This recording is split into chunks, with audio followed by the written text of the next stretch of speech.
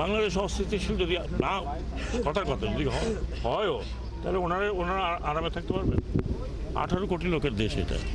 বাংলাদেশের সাম্প্রদায়িক অস্থিরতা সৃষ্টির চেষ্টা করলে ভারতও ভালো থাকতে পারবে না বলে মন্তব্য করেছেন নৌ পরিবহন মন্ত্রণালয় এবং শ্রম ও কর্মসংস্থান মন্ত্রণালয়ের উপদেষ্টা অবসরপ্রাপ্ত brigadier general doctor M Sakhawat Hossain.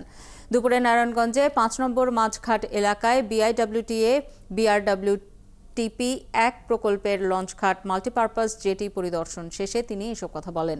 এ সময় তিনি আরও বলেন, ভারতের কিছু মিডিয়া এবং পলিটিক্যাল পার্টি ভোট পাওয়ার জন্য এটি করছে। বাংলাদেশ যদি অস্থিতিশীল হয় তাহলে তারাও ভালো থাকতে পারবে না।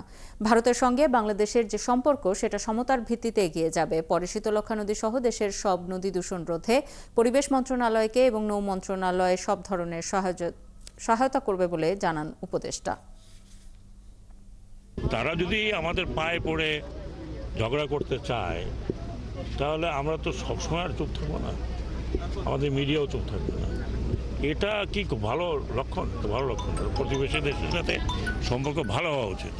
এখন ওনারা একজনকে পছন্দ করেন, সেই জন্য ওনার জন্য এখানে অস্থিতিশীল করতে হবে। বাংলাদেশ অস্থিতিশীল যদি না কথার কথা যদি হয়ও, তাহলে ওনারা আরামে থাকতে পারবেন। 18 কোটি লোকের দেশ এটা।